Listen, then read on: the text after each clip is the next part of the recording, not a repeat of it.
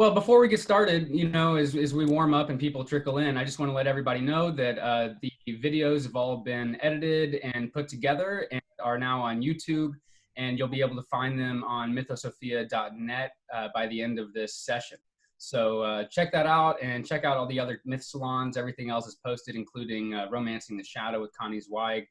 So before we get started and as we get started, I'll just try to make sure to keep everybody posted on the follow-up on the content that's getting posted so you can keep up with that. Good morning. My name is Dana White. I am here to host the talks of Lionel Corbett. I'm here with my good friend, Dr. Gard Jameson, my friend and colleague, Dr. Linn, and I would welcome you today for our third talk in the series, Fundamentalism and its Relationship to Terrorism. I welcome Dr. Lionel Corbett. Thank you very much, Dana, and good morning. What I'd like to do is begin with a short description of the characteristics of fundamentalism, the psychological characteristics that predispose to terrorism. Say a little bit for the sake of several psychotherapists who I know might be listening about a few of the problems when you do therapy with fundamentalists, and then move to a discussion of some psychological aspects of terrorism. So let me begin with some of the characteristics of fundamentalism. All the Abrahamic traditions have fundamentalist wings to them, and they have some things in common. They all believe that theirs is the only true religion, or the only path to salvation, or something like that. They typically believe that they have special knowledge of the divine intentions because they have sacred texts that are infallible and they're in divine revelations. And at the extreme, they take a sacred text, such as the Bible, and they say that it has priority over even scientific matters like evolution or the age of the earth. And this is because they think they have special access to sacred knowledge. And this gives them a sense of self-righteousness and sometimes a sense of superiority, actually. And this can happen to the extent that members of other faiths or even more liberal people within their own faith are either devalued or sometimes even demonized. There are many fundamentalists believe that they have a tradition that should adhere to its original founding principles. And any time there's any kind of deviation from the original purity, something has gone wrong. So they often reject modernity. They don't like the moral relativism of modernity. They don't like modernity's tolerance of alternative lifestyles. They tend to have a rather punitive, sometimes sadistic image of God, and they're very concerned with religious purity, the control of thought and behavior, especially usually sexual and aggressive behavior and thoughts as well. This pursuit of purity is often a struggle, actually, with one's own internal badness or bad feelings. And sometimes fundamentalists are trying to get rid of internal badness through their ritual processes. But the problem from our point of view today is that if this internal sense of badness or impurity is projected onto other people, then these other people might be killed, so that they deal with their badness in projection externally rather than internally.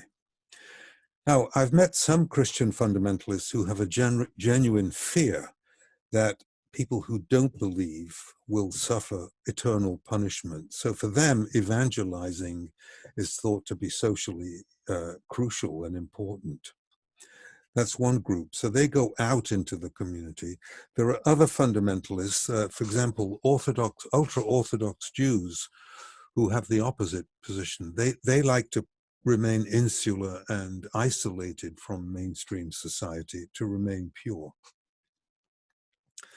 One of the conflicts that I've seen among Christian fundamentalists is a conflict between belief in a God whom on the one hand they say is loving and forgiving, but on the other hand, if they misbehave, this God is angry and punitive, and this causes them a great deal of tension.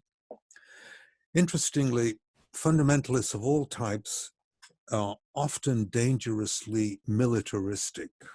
They're very willing to impose their own rules and structures of law and behavior onto other people.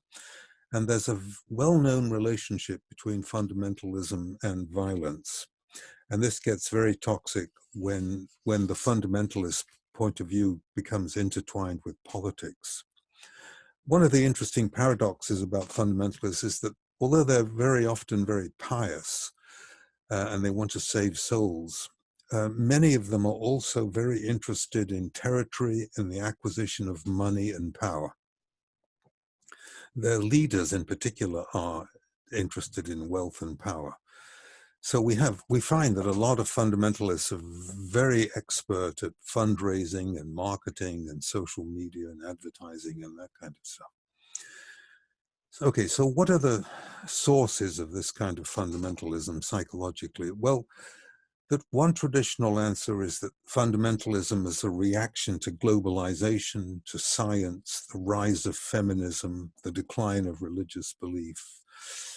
Those are typical responses. But I think those kind of external factors don't take into account the inner world of the fundamentalists, the psychologists, the psychology of the fundamentalists. These are people who don't like uncertainty. They don't like complexity in their understanding of their religion or of the world. They like to have a clear set of beliefs because then they can soothe very important anxieties like death anxiety and so on. And so what they do is they oversimplify very complex situations into simple binary oppositions like good and evil. And what that does for them is it creates order out of chaos. It reduces uncertainty. And it allows for a very predictable worldview that's free of doubt. And so because of this mental mechanism of splitting into good and evil, all good and all bad, they feel a sense of mastery and clarity. Instead of feeling powerless or confused, they have a very clear idea of what's right and wrong. And many of them, as part of this splitting process, will devalue the present situation of the world and hope for a glorious messianic future when everything will be put to right. Now, because they need certainty and clarity, they typically reject any approach to their sacred text that's metaphorical or symbolic or allegorical. They typically insist on the literal meaning of the text, and they only allow an interpretation of the text from a doctrinal point of view. So they won't take a religious symbol symbolically or metaphorically. They want to take the symbol literally and freeze its meaning. They want truth to be single. They don't like questioning of their beliefs.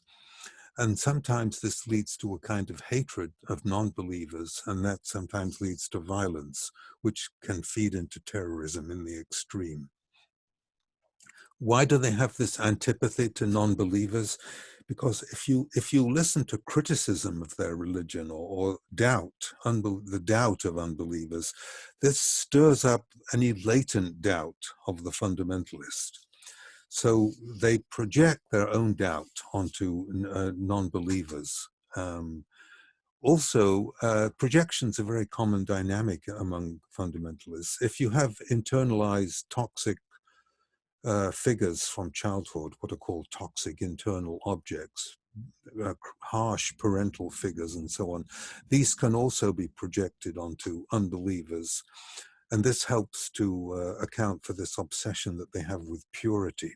Any sense of personal badness, instead of being felt, is evacuated onto non-believers and then fought out there rather than within the self. This is an important dynamic.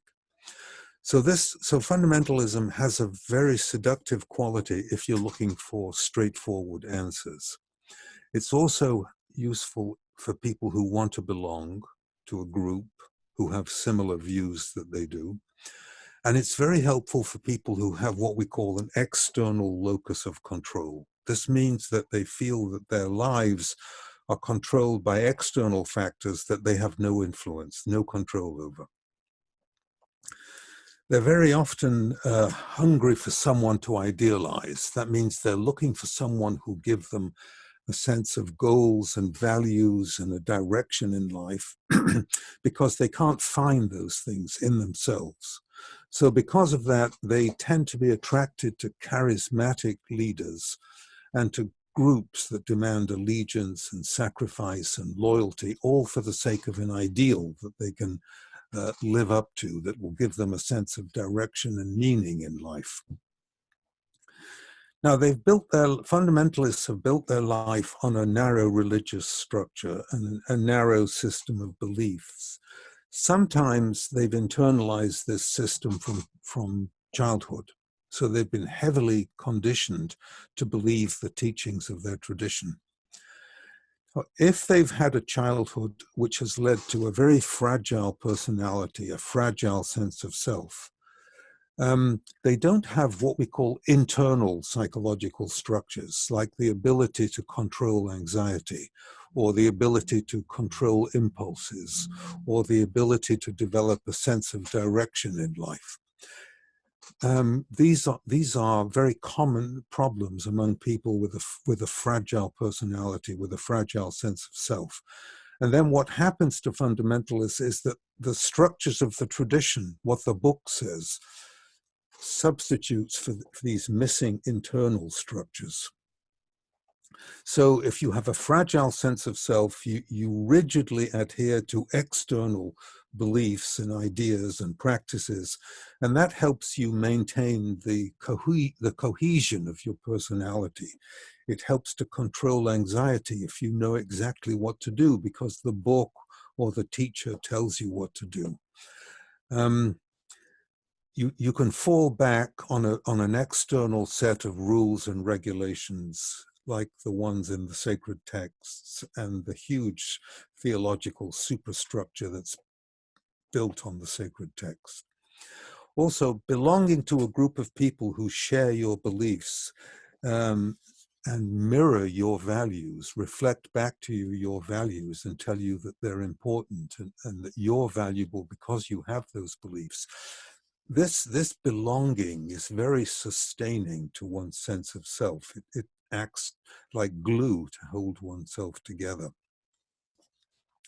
Many of these people need to belong to a group because they have what are called twinship needs, or sometimes called alter ego needs, which is the need to feel that I'm like other people. I'm not an alien who's alone. I like to have people around me who are the same as me. So if you belong to a fundamentalist group, you're surrounded by people who are like you. And that also is very strengthening to the sense of self. You feel contained within the group. It's like a protective shell. Unfortunately, of course, the shell becomes a straitjacket. But all this is a way of compensating for internal fragility. Now, if you do have these missing internal self-structures, pardon me, the difficulty controlling anxiety and so on, it's wonderful to have a pre-existing system of meaning, like a religious or a political system that you can adhere to. And it doesn't matter what the system's content is. You find intense fanatical belief among religious ideologues, political ideologues, and these kind of beliefs are used to hold oneself together, to stimulate oneself. They become like an addiction. The beliefs become like an addiction, which ward off deadness or ward off emptiness if you have a fragile sense of self. So that's one of the reasons that it's hard to deal with fundamentalism. The fundamentalists believe have these very important psychological functions. Now, the psychoanalysts will dismiss the fundamentalist religious beliefs as illusions based on a wish, That was Freud's classical view. Jungians more typically see fundamentalism as the result of possession by some kind of archetypal image, like the archetype of the apocalypse or something like this. We saw that very clearly in the case of ISIS, which subscribes to a medieval form of Islam that believes in a day of judgment. I'll come back to that, but typically the ISIS members will read their sacred text very literally, and that's why they've revived ancient traditions like slavery and so on. And just like the psychology is the same as among Christian fundamentalists, the ISIS commitment was to bring about the apocalypse. And this is a very typical example of the way in which fundamentalists will adhere literally and rigidly to what is really a mythic image with no modification by ego or by thinking. That's what I mean when I say they've frozen the symbol. Fundamentalists also are very tribal. They like to divide humanity into us and them, our goodness versus their evil. That's another example of a kind of a primitive splitting phenomenon. We are the saved or the chosen ones. You are the ones which will be damned. This kind of primitive splitting is a defense. It shields the individual against any kind of uncertainty, especially all the uncertainties of modern culture. The problem with it is that it radically separates fundamentalists from other people, leading to the development of separate schools, separate communities, all for the sake of safety from a godless world, no television, that kind of thing. So I think this a very high level of anxiety, which is projected onto the modern world, accounts for the fundamentalist preoccupation with apocalyptic imagery, the end times, and so on. The sense that we're approaching the eschaton, the notion that the world events will come to a climactic war of good and evil. This archetypal image of a final day of judgment is found in all three of the Abrahamic faiths. So what we've seen is that fundamentalism brings a sense of certainty, and this simplifies some aspects of life because we have, the tradition will give you preformed answers. Instead of having to think about life's difficult questions and quandaries, you go to the book or you go to your spiritual teacher and you have a preformed answer. It's very simple, it simplifies everything. Of course, they pay a tremendous price for this illusion of certainty. They lose individual decision-making. They lose the ability to express their spirituality in a personal way. They have a very narrow view of life. They have a very restricted imagination. And they also, I find, they oversimplify their approach to human nature, and they oversimplify human relationships. And in particular, they don't trust spontaneously occurring religious experience if it doesn't coincide with what they've been told to believe, if it doesn't conform to orthodoxy. In fact, if they can have a very authentic religious experience, but they'll consider a numinous experience, but they'll consider it to be demonic if it's not traditional. So what they're trying to do is maintain what we call cognitive simplicity. And this is a way of defending against very powerful drives like sexuality and aggression and painful affect states. It helps the individual cope with painful affect states. And so what happens is that normal sexual feelings, normal aggression or anger become sources of guilt and shame. And if they have any tendency to low self-esteem because of developmental difficulties in their family of origin, they have tortured feelings of being sinful and bad because of ordinary feelings of sexuality and aggression. And this makes them see human nature as fatally flawed and in need of redemption. That can only be achieved through the rituals and the prayers and the sacraments of their particular tradition. Otherwise, we're all condemned.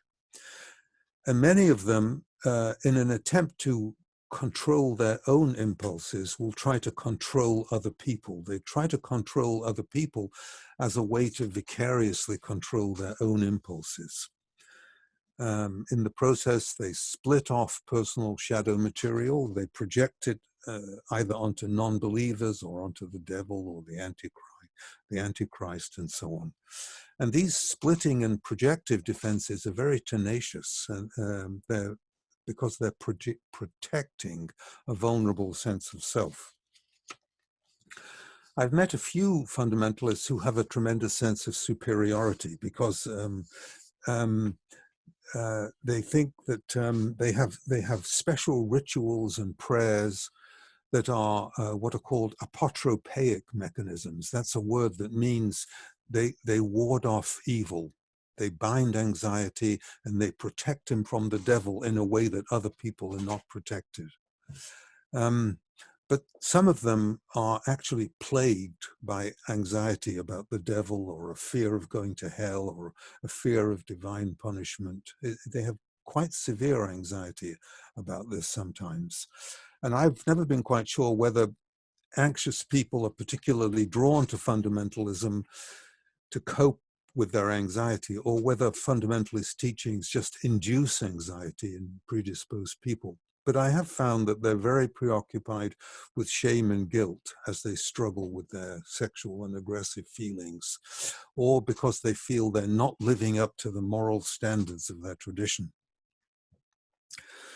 I've met a few fundamentalists who are actually very hopeful, and they say they're hopeful because they have this eschatological hope for the future, but they have to believe that they're good enough to participate in it. Now, another very interesting characteristic of fundamentalists is that they almost uniformly, they see men and women as unequal. They prevent women having political power, and they often will control or prevent the education of women to the same level as men. This is true in secular matters as well as preventing them studying sacred texts. Most fundamentalist societies will try to tightly control women's sexuality. Why? Because the control of women, I think, occurs because sexual desire reveals an area of weakness in men. Sexual desire gives women power and threatens omnipotent defenses, which they need, as I mentioned before, they need to hold themselves together. So they're controlling women to prevent their own shame at their need for women and at their sexual feelings. And of course, almost all of them can't tolerate homophobia, and they will use their religious texts to justify their homophobic behavior. Actually, it's really a personal anxiety of their own that they're using the sacred text to justify. And you see things like the biblical injunction that tells women to submit to their husbands. I think that's in Ephesians 5, perhaps. And they use that kind of text to rationalize misogyny and even to rationalize sadistic behavior. I found that a lot of fundamentalists have a history of trauma. And I found that some of their born-again experiences are actually an attempt at healing early trauma. And the fundamentalists who were traumatized in childhood are very drawn to mythologies like this end times mythology, which anticipate a final destructive battle between good and evil. They get a lot of consolation from this kind of mythic imagery of the end times, looking forward to the advent of the Messiah or a day of judgment, because then all wrongs will be righted and everything that they've unfairly suffered will be compensated for. So this is very attractive mythology. Now, when you're raised in a fundamentalist culture or family, you often have a very strained and authoritarian and somewhat suspicious outlook on the world. Religious fundamentalists tend to be, by and large, politically conservative. They tend to be authoritarian, and many of them are actually anti-democratic. Many suicide bombers show personality traits characteristic of what's called the authoritarian personality. Excuse me. The authoritarian personality is somebody who shows a rigid adherence to conventional values, submission to authority, typically, a lot of aggression, the projection of their own difficulties onto an out-group, which they feel justified in attacking, sometimes in a terrorist way. They're very concerned with strength, and they devalue any kind of introspection. They're not interested in the inner life or the inner world. And a lot of Middle Eastern terrorists seem to be raised in fundamentalist groups that foster these kind of attitudes. Religious martyrdom is often a feature of fundamentalism, and that kind of martyrdom can be sometimes a fundamentalist protest against liberal democracy and modernism and so on. By the way, a lot of these groups object to the term suicide bombers because in their own mind, they're not committing suicide. They're blowing themselves up for religious reasons. So they're not suicidal, they're not depressed. So they would maybe just prefer to be called human bombers because they don't think they're committing suicide. Now, just for the sake of the therapists who are watching this, let me say a little bit about psychotherapy with fundamentalists, which I found can be very difficult for several reasons. First of all, many of them have been raised to mistrust psychotherapy and psychology in general because it may threaten their belief system. There's concern that if they go to a therapist, that the therapy will lead them away from their religion. Years ago, the fundamentalists used to complain that the classical Freudians would tell them that their whole religion was just infantile dependency. Or it was analogous to an obsessional state, which Freud said this hurt them very much and turned a lot of them against psychotherapy. I've met Orthodox Jewish fundamentalists who were told by psychoanalysts that circumcision is actually a sublimated form of castration. Of course, that is hurtful to them. And religious mysticism in general is often reduced by psychoanalysts to a kind of infantile wish to return to the womb. And that's painful to people who spend their life in monasteries and that kind of setting. So for all these reasons, there's a lot of suspicion of psychology. I've met Christians who've complained that they've been told by psychologists that their theology glorifies suffering. Because of the crucifixion imagery, that their religion perpetuates the oppression of women. Their God image is their God image is a bloodthirsty child abuser. So that for that kind of reason, fundamentalists who are in emotional distress will usually turn to their own clergy before they'll seek psychotherapy. They won't seek psychotherapy unless it's a last resort. And if they do seek psychotherapy, they prefer to see a therapist who belongs to their own tradition. Now, what I found is that when they see their problem, like depression or something like that, from a religious point of view, it's difficult to convince them that this is not a divine punishment. They tend to see painful affect states as punishments because there's so much biblical imagery about punishment for disobedience and sin and so on. So whenever they suffer, they automatically assume they're being punished. Some of them have told me that if I'm depressed like this, God must have abandoned me. And they talk about the hidden God and so on, or my depression is a test of my faith, or it's a sign of my lack of faith. So in other words, as well as struggling with the depression, they're struggling with all this religious superstructure on top of the problem. And that I found considerably complicates psychotherapy. For example, I've met Christian fundamentalists who were raised by very critical, harsh parents who induced a great deal of guilt and shame in them. And that makes these people very receptive to the insistence that human beings are intrinsically or basically sinful. So they have a very punitive conscience, punitive superego, and they're convinced that they're intrinsically bad people. And it's quite hard to soften those attitudes in psychotherapy when they represent these deeply ingrained identifications with parental attitudes or church attitudes. Another thing that's a struggle is that these fundamentalists can have very fixed ideas about gender roles, about what men and women are allowed to do, or belief in creationism and so on. And they get angry with the therapist if the therapist doesn't believe in creationism and so on. So these things will complicate psychotherapy. Sometimes they've come across fundamentalist clergy who encourage very harmful corporal punishment of children on biblical grounds.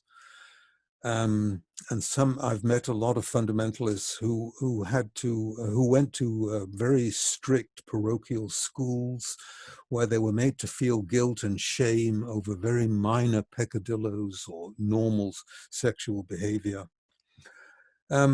And when one hears all this as a therapist, I found that there's a tendency for the therapist countertransference to over-pathologize fundamentalists without realizing that most of this is very heavy acculturation. So I've found it sometimes difficult to know whether I'm dealing with religiously motivated asceticism or somebody who's just a masochistic character disorder. They can overlap or be difficult to disentangle. So I found that it requires a lot of tact to work therapeutically with fundamentalists without prematurely challenging his or her belief system, without challenging his sense of identity or challenging his loyalty to the family or to the tribal group. I found one or two people who just cannot tolerate that kind of discussion. And if you're using an ingrained belief system to sustain your sense of self, to maintain hope, to cope with anxiety, you have to be extremely tactful when you talk about religious belief, and you have to wait until there's a trusting therapeutic relationship. Otherwise, you get a lot of premature termination or shame or something like that.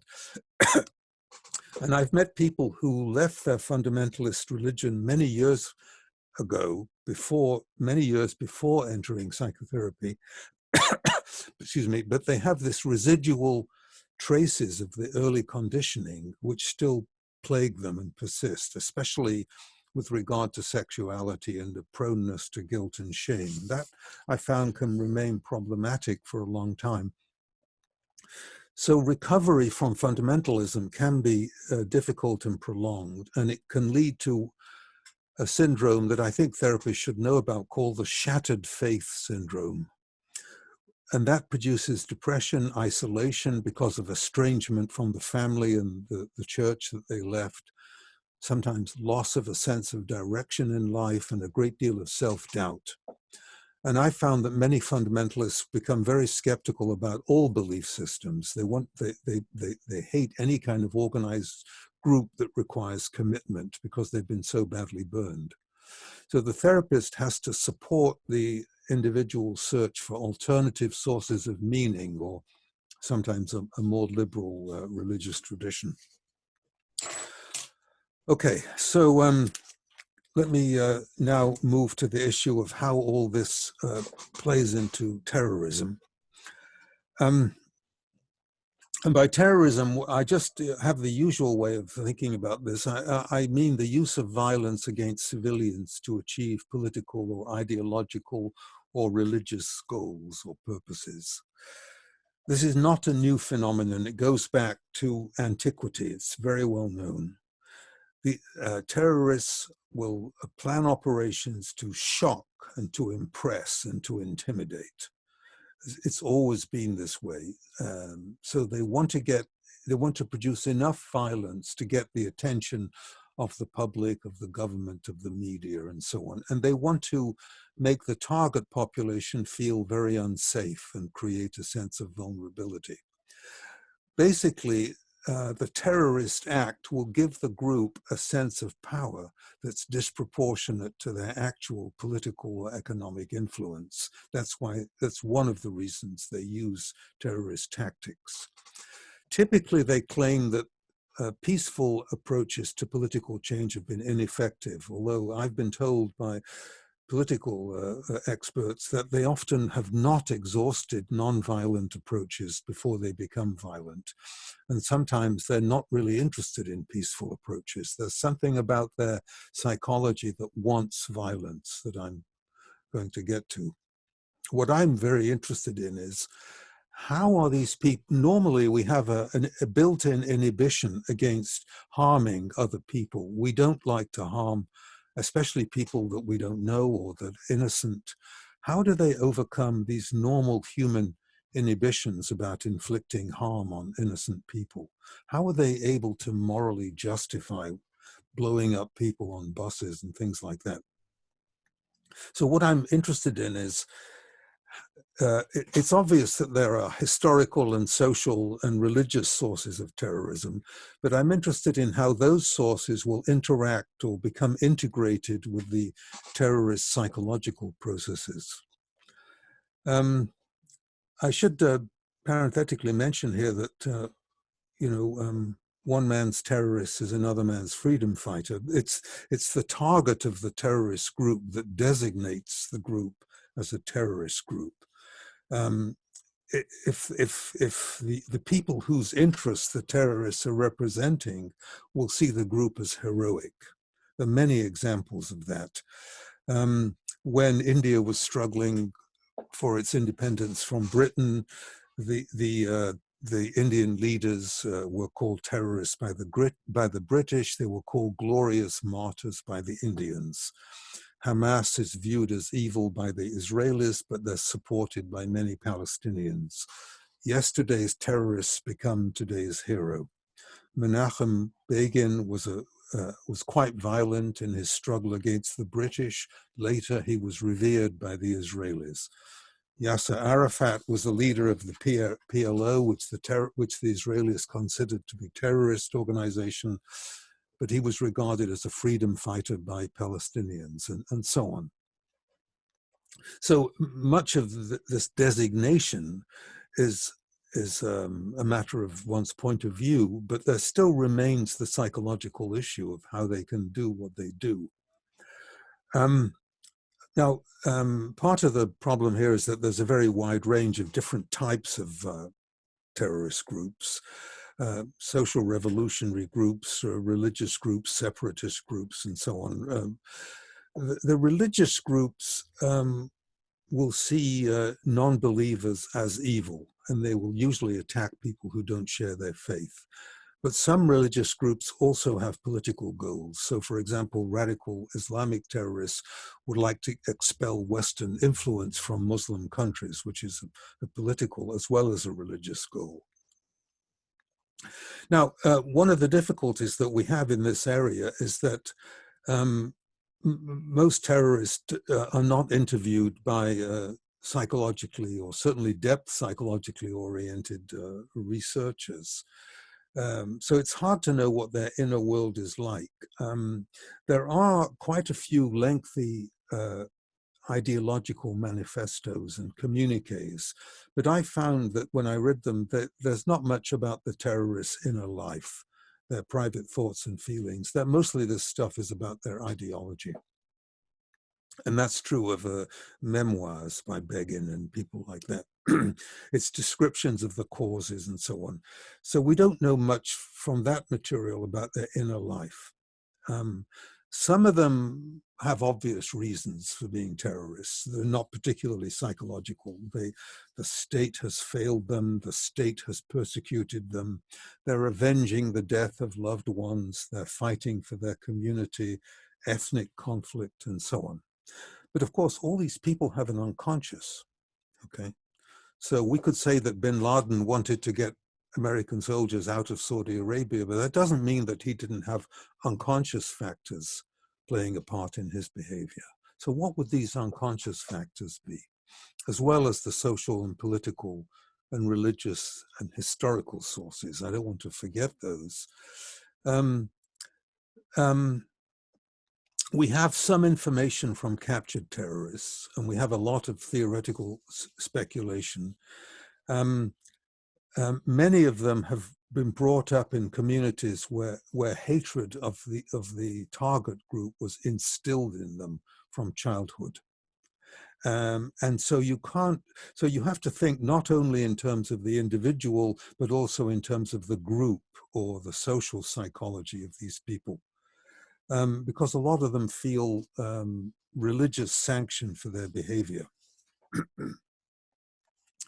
And the group is very important. The individual's personality fuses with the identity of the group. Very many of them lose their individual identity. It's as if there's a group self, and the goals of the individual and the goals of the terrorist group becomes the same. There's huge pressure to conform to the group. And any member of the group that will express any doubt will be punished or expelled. So we have to take into account social and group psychology as well as intrapsychic material. Okay. So again, to go back to the problem, how is it that a human being can mercilessly kill an innocent civilian who has no responsibility for the terrorist complaints? How can they ignore ordinary moral constraints? How can they murder people in markets and buses and so on? How do they override our normal sanctions against that kind of thing? Well, one thing they do is they morally restructure the importance of killing. For example, they say, my victims were ruthless oppressors. I'm fighting an evil ideology, and that justifies me in killing them. They also will sanitize their language. So they'll use phrases like, the military does this too, they'll use phrases like collateral damage to describe killing civilians. Or they'll say, my opponent's behavior is even worse than mine. My own behavior is not as bad as the people I'm killing.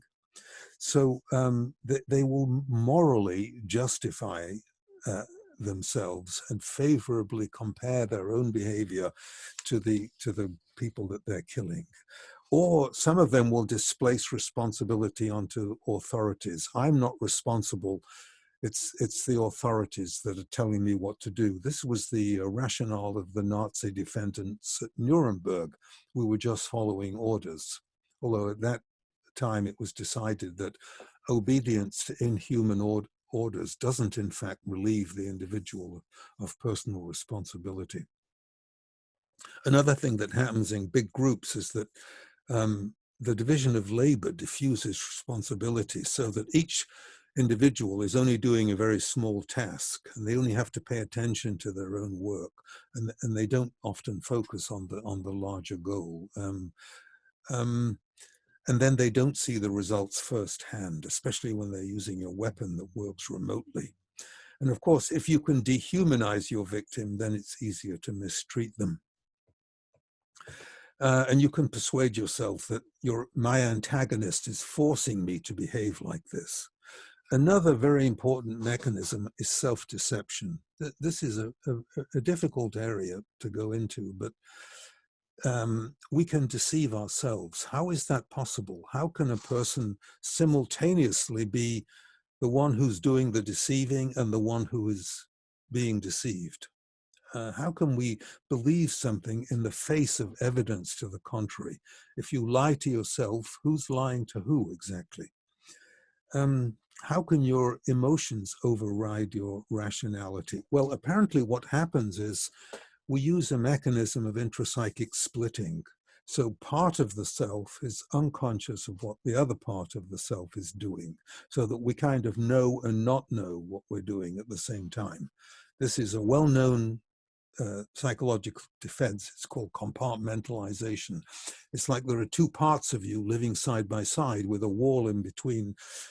You could call it splitting or disavowal or something like that. But all this will allow you to deceive yourself about the horror of what you're actually doing.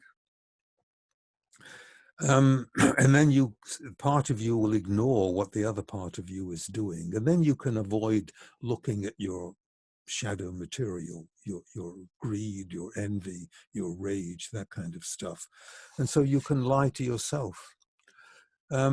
So self-deception is a very important source of evil.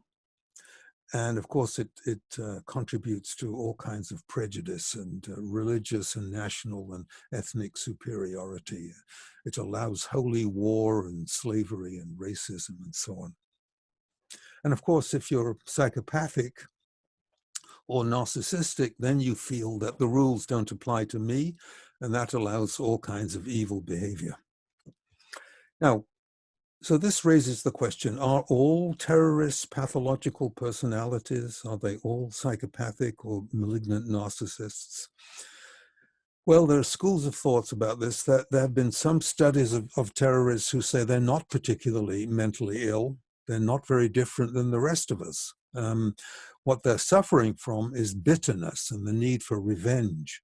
They've been humiliated. They've been frustrated by an occupying power.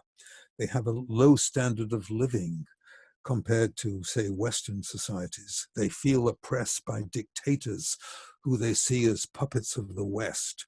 They want to, it's better to feel strong and hateful and resist rather than feeling powerless and weak. And of course, if you grow up in that kind of society where you've been oppressed for a long time, you're very vulnerable to extremist preachers who can focus their rage by invoking jihadist ideology and radical interpretations of the Quran and so on. And if you're a young person looking for someone to idealize, looking for someone to put on a pedestal and give you a sense of direction, then you're very attracted to charismatic individuals and idealistic causes and so on. And that helps you cope with the pain of your poverty and your low status if you can act instead of feeling helpless, instead of feeling just oppressed. If you can act, you feel better about yourself rather than feeling weak.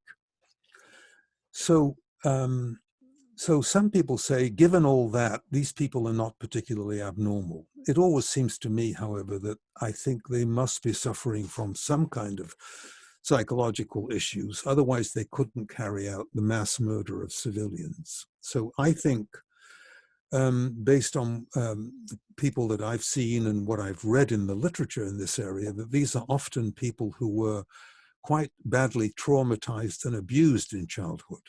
That they are people who grow up mistrusting others, hating the feeling that they're passive, dreading any violations of boundaries, that kind of thing.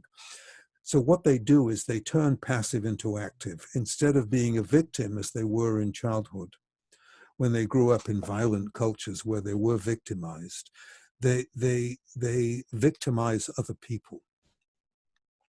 By devaluing other people, they support their own self-esteem, and they suppress their moral feelings, and they justify antisocial behavior and cruelty.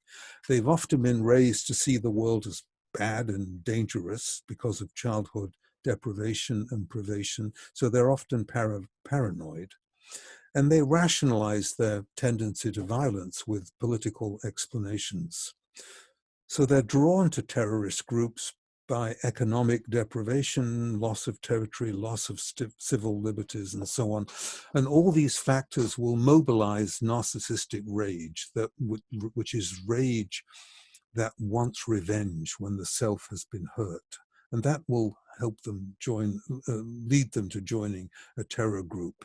And then any sense of weakness or passivity is split off and projected onto an outside group.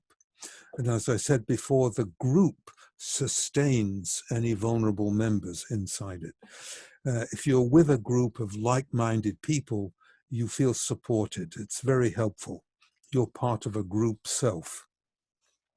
And if you have a charismatic leader, you've got someone to admire, and you're supported by the group members who accept you and value you, your ideology sustains you, and so on. And all these factors will contribute to your to the cohesion of your sense of self and give you a sense that you belong.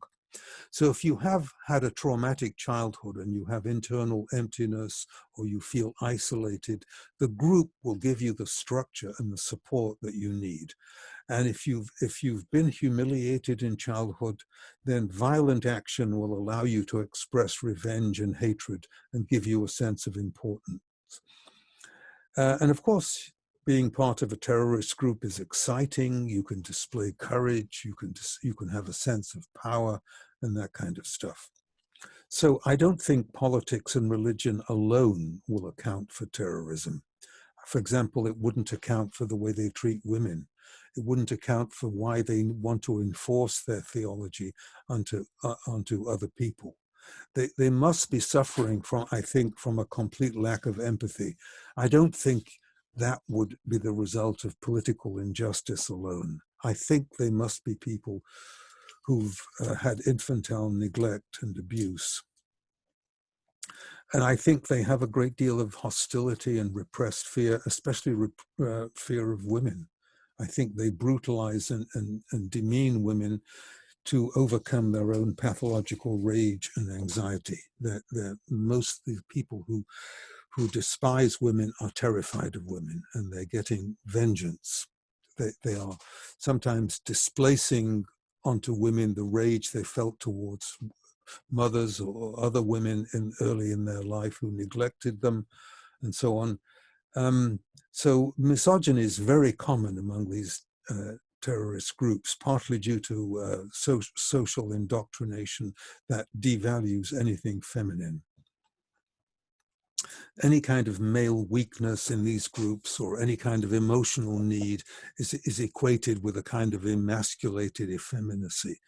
So that misogyny in terrorist groups represents men's dread of helplessness and neediness that's displaced onto women. I don't know whether you would like me to go on or stop at this point and have a discussion. How do you feel about that, Dana? I was going to talk a little bit about the psychology of terrorist leaders, but I have a we could. Yeah. I think that this really does tie into the talk that we had at the last Myth Salon with Connie Zweig, who has actually come forth, and I'm going to open up her mic, and let's see if we can talk about the shadow side of what comes forth and why somebody would be motivated to do acts of terror, and why they would become a fundamentalist. What part of the psyche? Well, that's what I've just been trying to. That's what I've just been trying to explain. Right. That was my initial question. I think, yes, Lionel did a fabulous job of that. I think it's about the split off shadow part. So I'm using the word shadow, but you know, Lionel described compartmentalization and splitting and all the defenses where the shadow material, how the shadow material gets repressed, and then it gets projected onto the other who becomes the enemy. There is, I'm so glad you unmuted me because I was thinking of emailing Lionel about this. I think there's another dimension, Lionel, which I wrote about in Meeting the Shadow of Spirituality. The original title of that book was The Holy Longing. And I think that there is a valid, and I would even almost say universal, yearning in the human soul for transcendence, for evolution. Yeah. And that what happens with fundamentalism is it gets concretized as yearning for the other world, for heaven, for the garden, for Yes. salvation, you know, for sitting at the hand of God, or for Islam in the garden. And that yearning or holy longing, which Goethe called it, fuels. It's totally, it's unconscious. I mean, it's in the dogma. So in some ways it's conscious. That's why they reject the word suicide. Mm-hmm. Because they're not killing themselves. They're going to be sitting at the hand of God. Yeah, no, I completely agree about the holy longing. I think it's very important, but I'm not sure that explains why they will be willing to blow up other people. Well, that's what you were describing as the unconscious identification with the dogma, the belief in we are right and they are wrong, they are infidels and they are not worthy of life. I'm going to make a stretch. This is very speculative here, but I think part of what's going on during the virus is that evangelical Christians see the end of the world, see the end of days, and they believe they will be raptured to heaven, and they're willing for other people to die of the virus. So there's this connection between their eternal life in whatever religion and everybody else's physical death. They're like somehow intricately intertwined there. Yeah. We saw this very much in the case of ISIS. And the problem, they wanted to bring about the apocalypse. Yes. ISIS attached a great deal of importance to the city of Dabiq near Aleppo, which is the place they think the prophet said that the armies of Rome, the infidel armies, will be defeated. And they believe in the coming of an anti-Messiah, analogous to the Christian Antichrist called Dajjal. And according to the myth, he'll be killed by Jesus in a great battle that will lead the Muslims to victory. So this is an example of the literalizing of a mythic image. The same thing happened during the United States invasion of Iraq, where a lot of the local Muslims thought this was a signal of the beginning of the end times. Yes. And that the Mahdi was about to arrive, who's a messianic figure who's destined to lead the Muslims to victory. You see, this is what Jung meant when he said that the more clearly the archetype is constellated, the more fascinating it is. And if you overvalue a mythic image, it leads to this kind of magical thinking. So that's why Edinger says that terrorism is linked to fundamentalism because of possession by these archetypal images that lead to this huge inflation.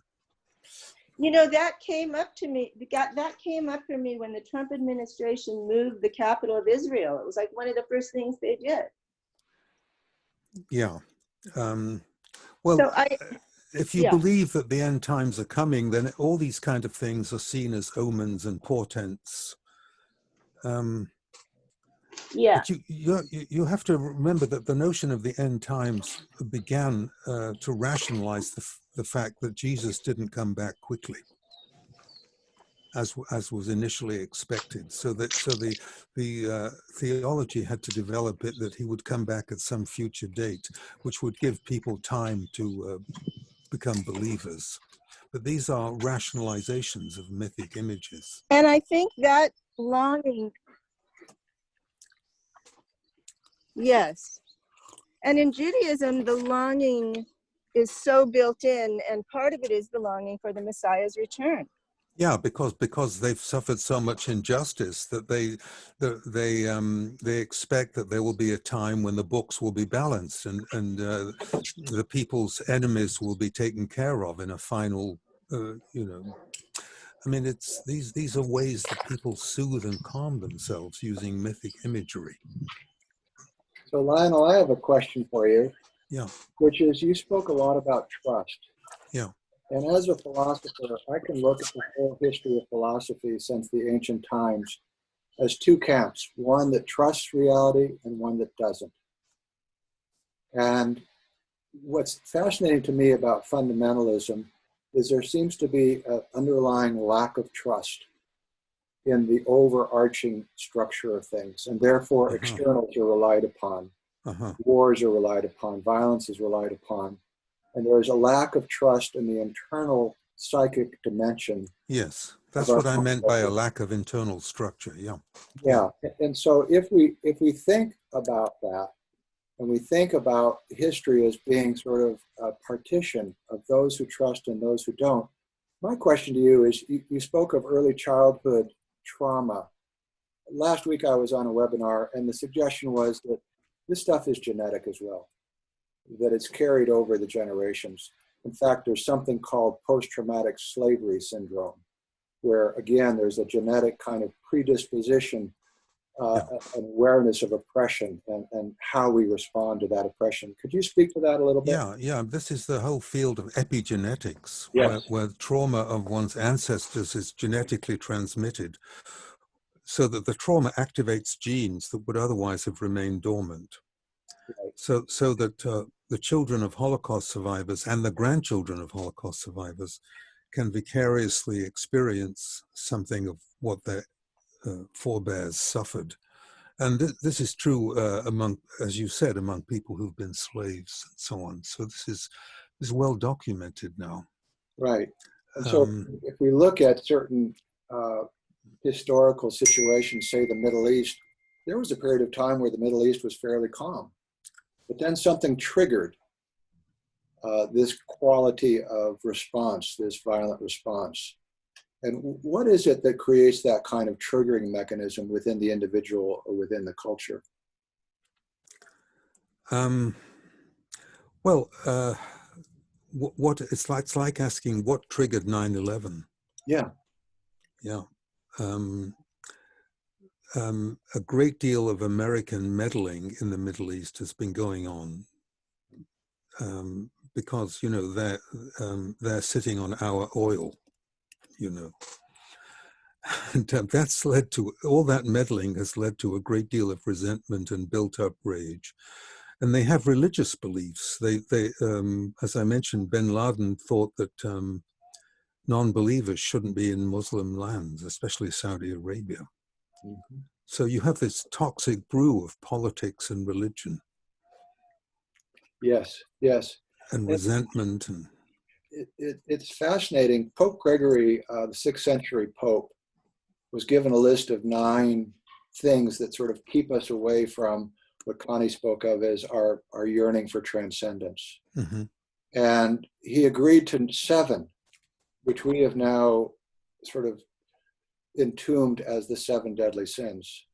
And interestingly, the 2 that he said, no, this isn't on the list, one was fear and the other was self-deception. Mm-hmm. And so if we think about the institution of Catholicism, or we think about any tradition, you know, that quality of self-deception, or the unwillingness to look at self-deception as an issue because of our self-deception. Well, yeah, because we have these mental mechanisms of compartmentalization and splitting and dissociation. Yeah. I mean, so we can do terrible things and part of us just ignores what we're doing. Yeah.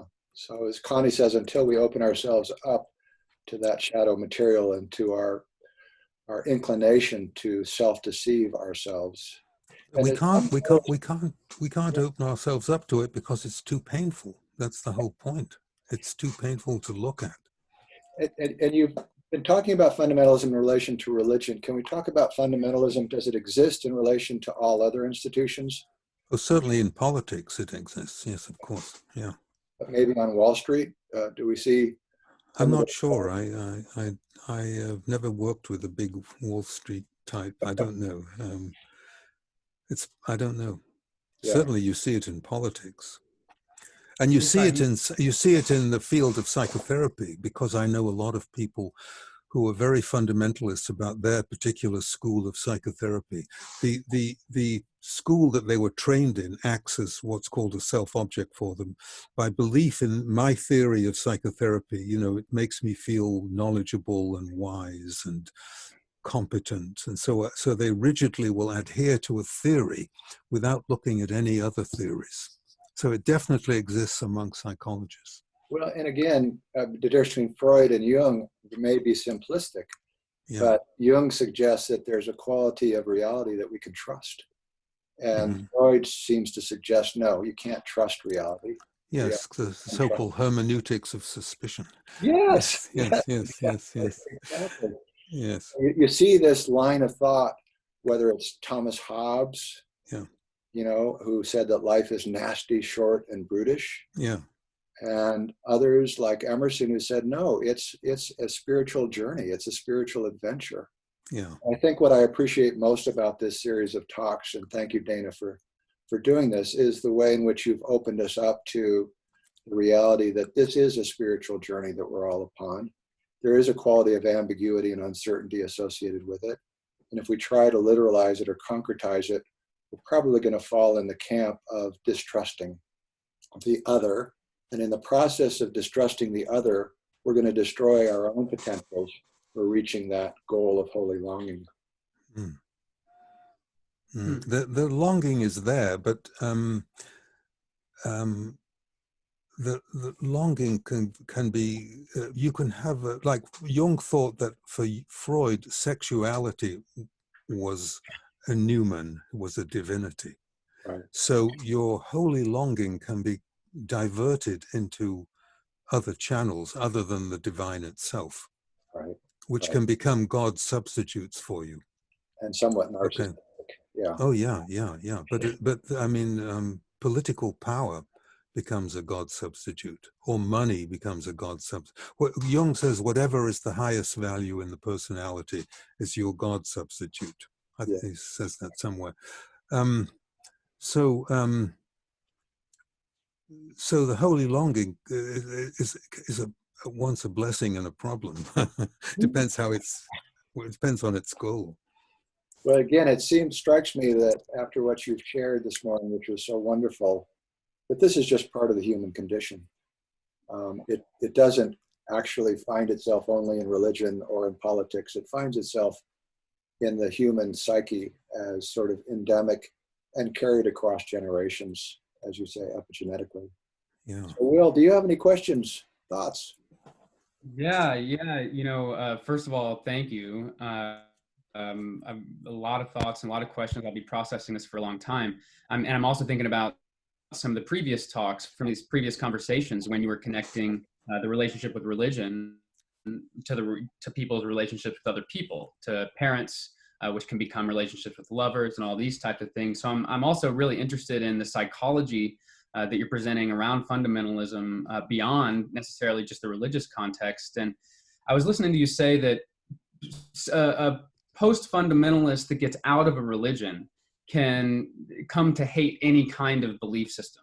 Yes. And I also heard you say that the fundamentalist structures can continue and is a kind of hangover almost after you leave a particular fundamentalist perspective. So the question I have, and I also suspect, you know, that this all applies on a cultural level as much as an individual level. So my question is it possible that we as a culture are in a post-fundamentalist, anti-religious belief, anti-belief in anything state as a culture after World War II and what came before it? And is it possible that we have become fanatical in our commitment to nihilism and deconstruction?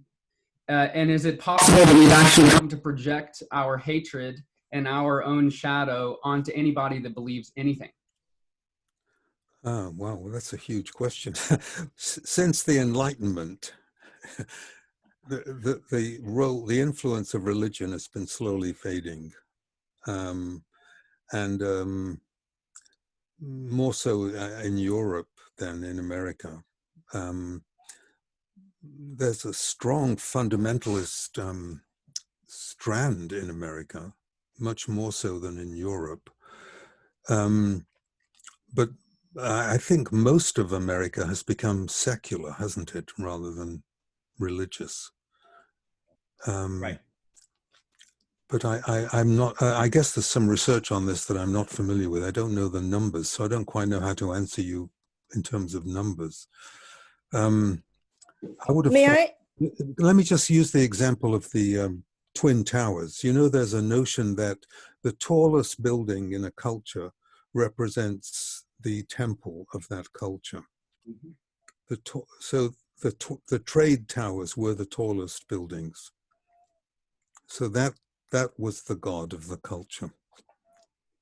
Which is a god of nihilistic, put money first, where there's no complete cultural relativism that supports a commitment to greed.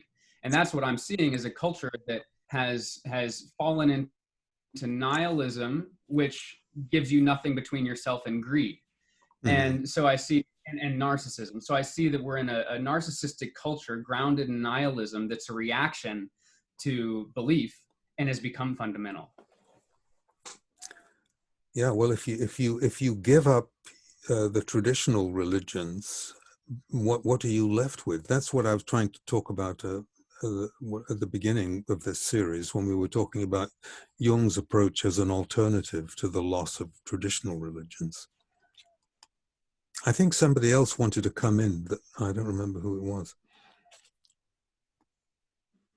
Yeah, it occurs to me that the rise of cults of all kinds, Asian-oriented cults, Scientology, even, extreme Mormon, polygamous cults, all kinds of cults, in a way maybe rose up to compensate for what you're describing, Will. The loss of belief and the sort of epidemic of the loss of faith. And so we see these extremes. What I really want to point out is I'm not so interested in reaction to loss of faith. What I'm interested in how the people that have lost faith have become as fundamentalists in their own way as the people who had it. Well, I kind of look at this developmentally. There are stages of development. People who are in pre-rational stages, which is what we're talking about today, run by, the more primitive parts of the brain and so forth. People who are in rational stages, like scientists,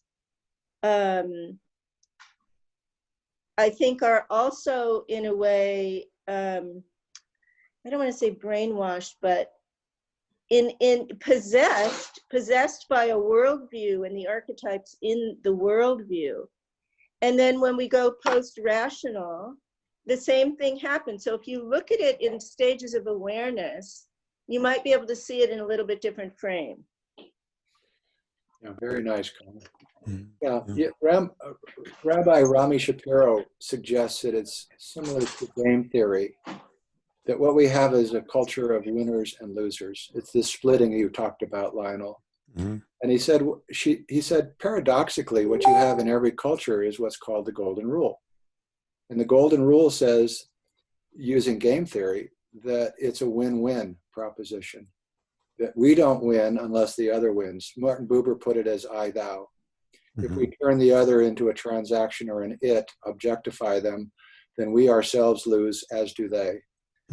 So the paradox of fundamentalism to me suggests, yes, we believe in this golden rule.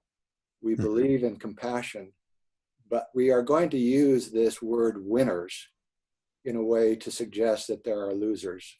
And we are deeply committed to them losing, to the other losing, in order for us to win. This is the paradox to me. So Lionel, do you have any closing comments as we wrap up today?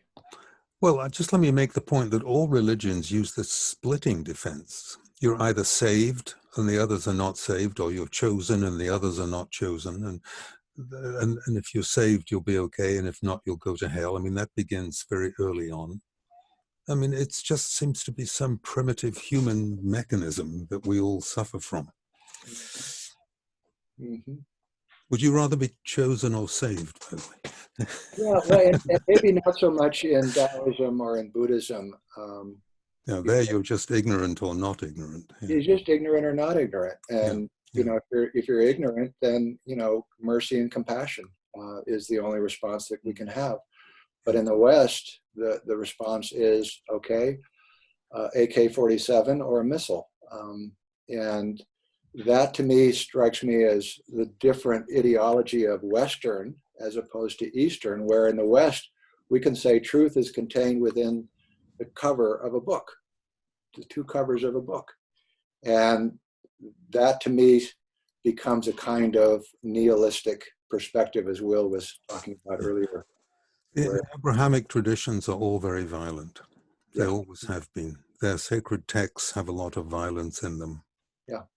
And that's been a very damaging aspect of the Western tradition. Very unfortunate. Damaging to women, damaging to the body, damaging to the earth.